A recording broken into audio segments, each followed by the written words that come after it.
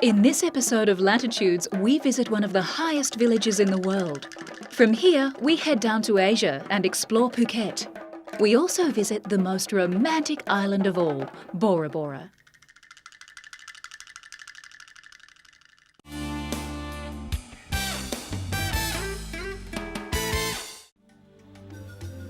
Tahiti consists of 35 islands and 83 atolls. It has been 5 million years since this magical island called Bora Bora rose from the sea.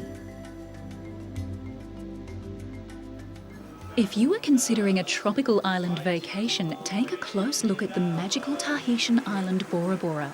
Most of Bora Bora's resorts are located on beachfronts, and they are styled with a beautiful blend of modern and traditional Tahitian architecture.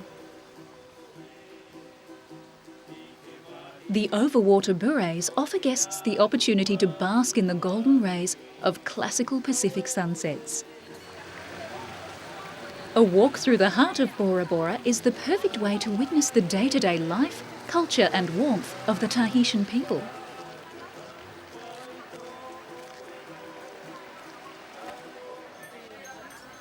Many are surprised at the hustle and bustle of the trading and the range of handmade goods, gifts and souvenirs that are available in the town's marketplace. Due to its rarity, the Tahitian pearl is synonymous with magic and perfection.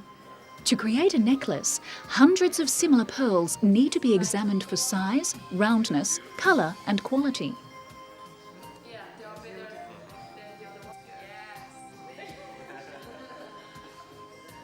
Tahiti is one of only a few places in the world that have the species of oyster that can produce black pearls. However, Bora Bora's real jewel is the large lagoon. The lagoonarium is a pleasant boat ride to a small island on the western side of the lagoon. The lagoonarium is a fenced-off area that holds a large variety of marine life.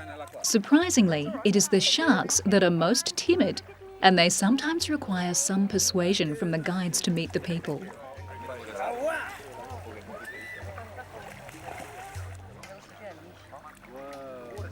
The stingrays and turtles aren't at all timid, and many people get their first ever shark experience.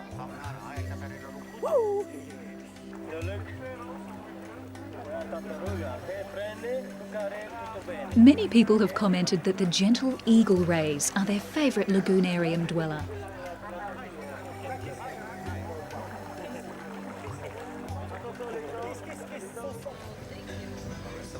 A perfect day can be ended with a stunning sunset cruise.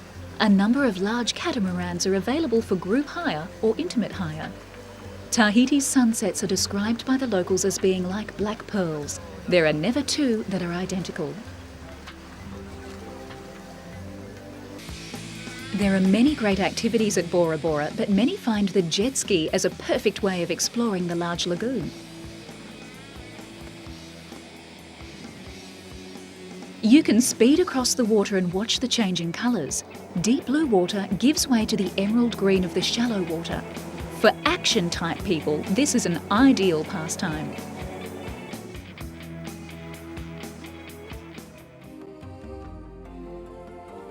Many people take the time to try scuba diving. Most first scuba lessons are conducted in a pool, but at Bora Bora, your first experience will be a true diving adventure. Learning to scuba dive is not difficult, and all the instructors are very experienced and highly qualified. In fact, learning to dive is great fun. It doesn't take long to become comfortable, and many first-time students even get a chance to put on a show for the people in the aquascope.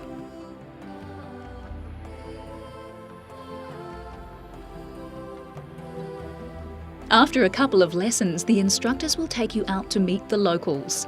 These are large manta rays that measure up to 3 metres in width. The manta rays are curious and will often stay around the divers for some time. When they have satisfied their curiosity, they simply glide off into the deep blue.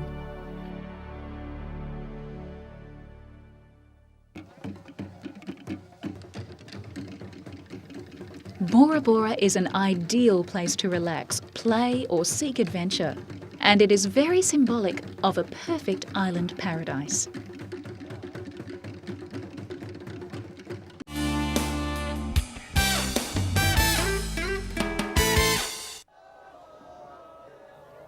For centuries, Tibet has held a fascination for many explorers. In this instance, we are witnessing the Great Prayer Festival at Labrang Monastery, high on the Tibetan Plateau in western China.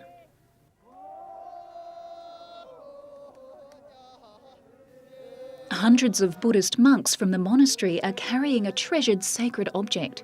It is one of the world's largest tankas, which literally means flat painting. This tanka is a colourful silk canvas measuring 21 by 17 metres and shows an image of the Buddha.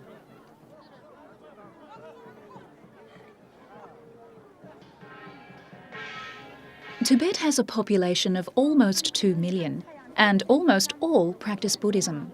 Religion plays a very significant role in the Tibetans' lives.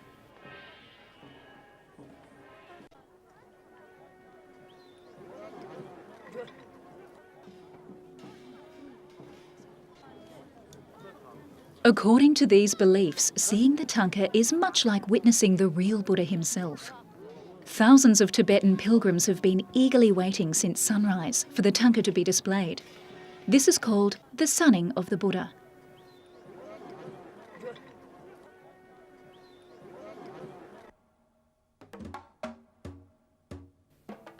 The pilgrims pray for happiness and peace in this life and their next. A tanka can be produced in any size, and they can be painted or embroidered. The paintings are usually hung inside a monastery, where monks use them as practical guide during their Buddhist meditations. A tanka also forms an integral part of every devout family's home altar, and nomads hang tankas in their tents. 70-year-old Gyatso has 55 years of practical experience and is renowned for his exquisite skills. His family is one of the main suppliers for the Labrang Monastery. Only a small number of Tibetan family businesses in Labrang manufacture these most fascinating religious scroll paintings. Tankas can be purchased by the traveller, and a simple tanka, painted on cotton cloth, may cost as little as 151 or $18. The price for an elaborate silk piece, however, may be hundreds of US.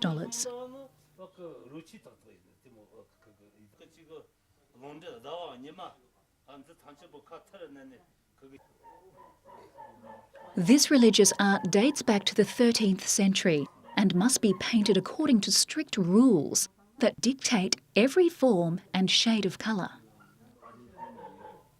This festival is only one of many religious and cultural festivals held throughout Tibet, and travellers are welcomed by the Tibetan people.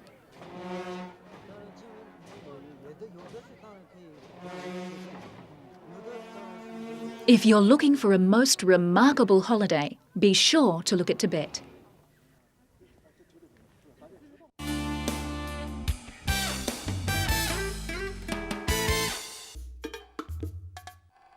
Phuket, a large island in the Indian Ocean, is 867 kilometres from Bangkok. Island resort holidays and liveaboard yachting are the main types of getaways.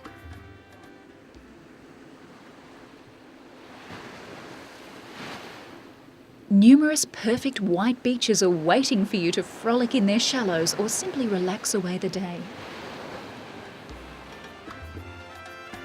All Phuket's resorts provide everything from exciting sports including canoeing and sailing. After a great full day, many such visitors try a traditional Thai massage in the comfort of their own room. Phuket is the diving capital of Thailand. There are numerous day trips available to many island-based dive sites. Visibility is superb and the water is mostly around 26 degrees.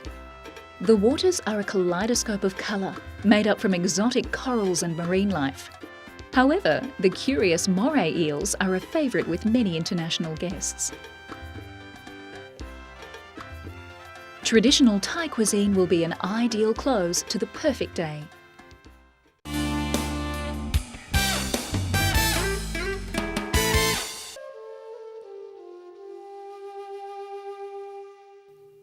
India lies south and China is to its north, and pristine beauty and rich culture awaits the traveller who ventures to Nepal.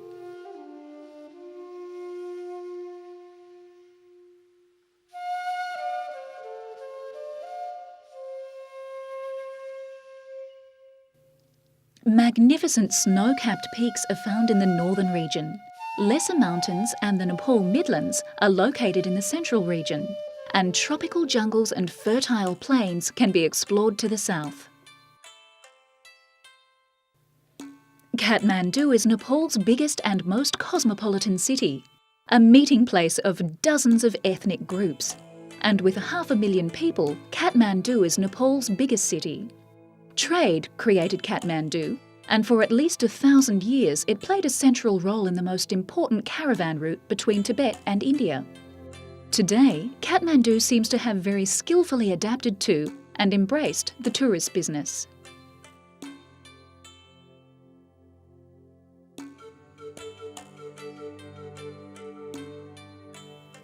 Wandering the streets of this most fascinating city is like stepping back in time.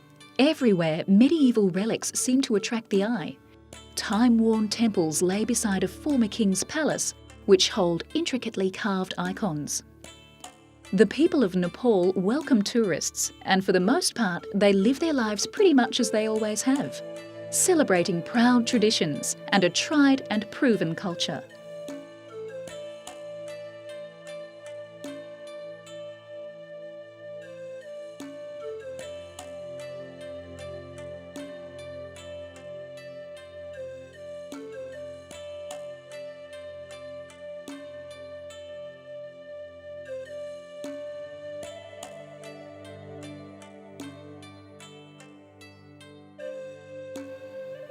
In a world that today is torn and becoming increasingly divided over religious issues, Nepal is a lighthouse of religious harmony.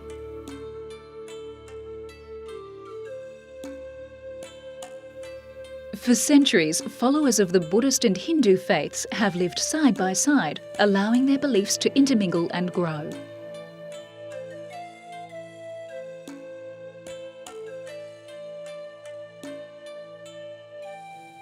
There are few countries on earth where a sense of spirituality and self are as strongly felt as they are in Nepal.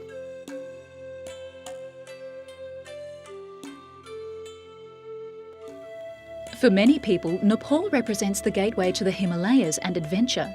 Not all want to climb Mount Everest, but most do want to view this most majestic natural attraction. The Everest Express is a flight that takes the visitor right to the summit of these grandiose mountains.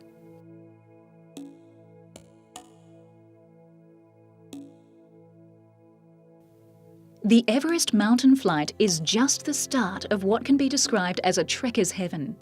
The Middle Hills region is awash with green and with the colours of the harvest to come, and support many small but vibrant village communities.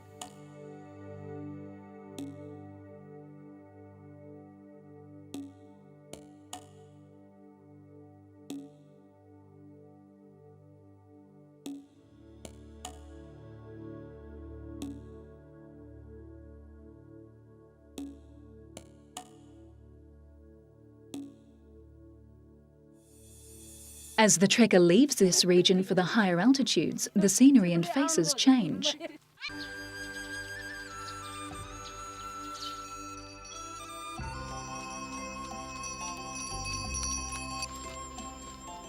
Nepal is a land that is largely defined by its geographical features. Nepal is one of the leading destinations for travellers who wish to enjoy a holiday with a difference.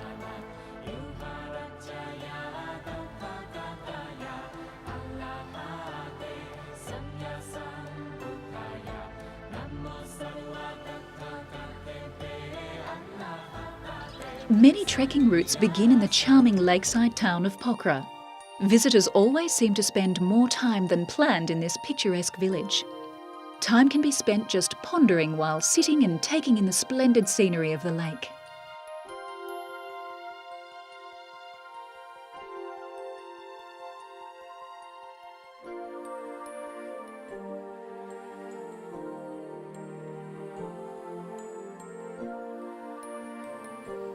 Pokhara is most known for two things: its stunning mountain views and the adventure these mountains inspire.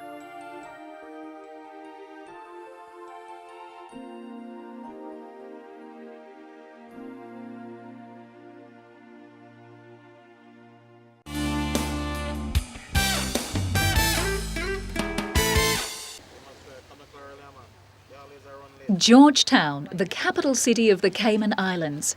It offers the visitor the best shopping and finest cuisine in the Caribbean. Its past is bustling with maritime history, including the harbouring of pirates and their ships. The architecture still resembles that of a shanty town, and it's not hard to imagine the colourful past of the Cayman Islands when walking the streets of Georgetown. Georgetown's attractions include a historical walk tour that takes in the remains of the late 18th century Fort George and the Cayman Islands National Museum, which is one of the Caribbean's best attractions.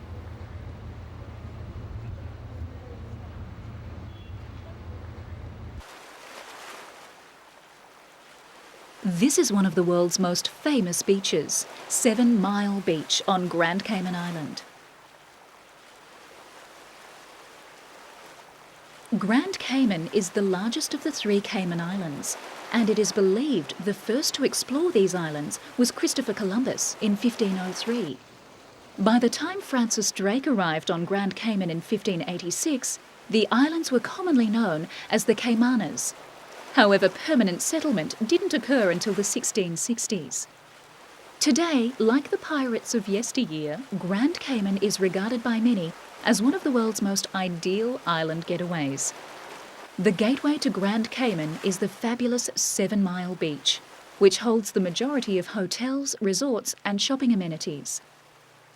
Over 900,000 visitors per year arrive at Grand Cayman to experience the sun, sea and sand activities that the Cayman Islands are famous for.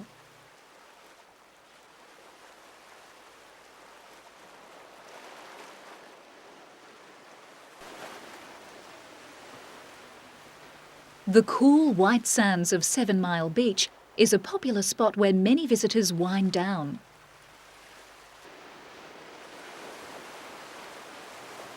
Seven Mile Beach is an example of life on Grand Cayman, which is laid back and relaxing.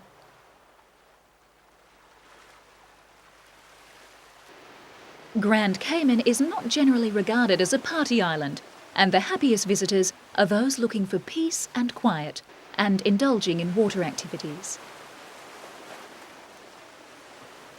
Another beach that typifies the ideal beach experience is Rum Point.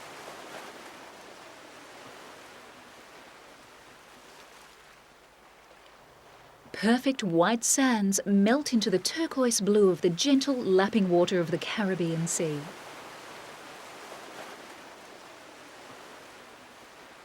The nature of the outer reefs provides protection from the ocean, and this is what makes Rum Point a safe bathing place for even the youngest beachgoers.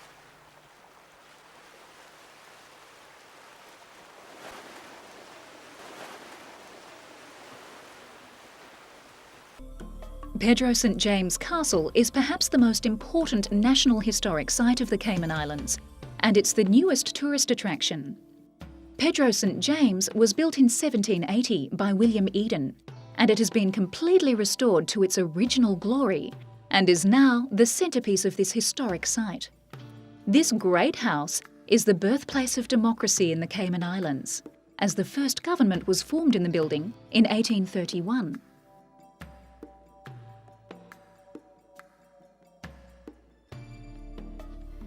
In addition to the castle, a state-of-the-art multimedia theatre runs a 20-minute experience of the colourful history of Pedro Castle.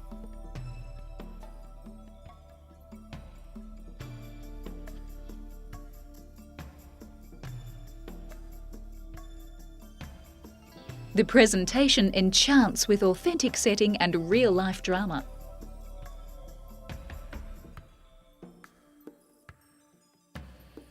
The grounds hold fascinating walks, and there are interpretive signs throughout the walks, which provide the history and description of the particular site or building.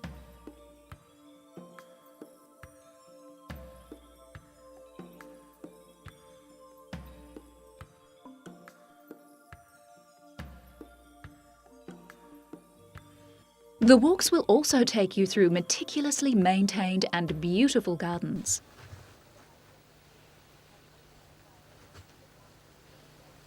For gardening enthusiasts, the Queen Elizabeth II Botanic Gardens is another must-see. The visitors first stop at the Botanic Garden, is the Visitors Centre, which is designed in a contemporary West Indian style and houses a reception room with changing exhibits and distributes visitor orientation and information. The garden itself is a 40-acre park, and with a 0.8-mile walking trail, it is estimated that 40% of Grand Cayman's native flora is growing in the Woodland Preserve, and the Woodland Trail passes through a wide variety of habitats and plant communities.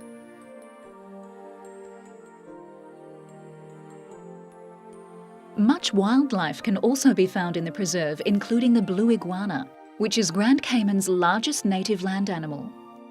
It is a giant dragon-like blue lizard which grows to over 5 feet long and over 25 pounds in weight.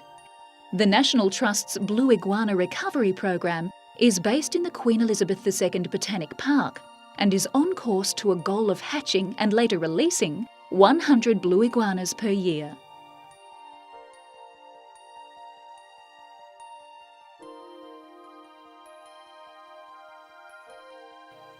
The Heritage Garden is a recreation of a traditional Cayman home site.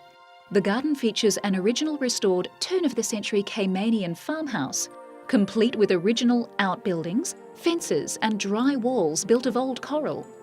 A traditional sand garden with old-time ornamentals surrounds the house, and the grounds include traditional vegetables, herbs, medicinal and fibre plants. Everything starts nesting around them. Banana quits. Because of their diet, they feed on a variety of things, so they can afford to nest cells for the year. They want. Yeah. Join Latitudes again when we next trek the globe and explore fabulous and exciting vacation ideas. For further information regarding any story on this episode, log on to www.pbtv.com.au. This program is proudly supported by PATA and Always Dive Australia.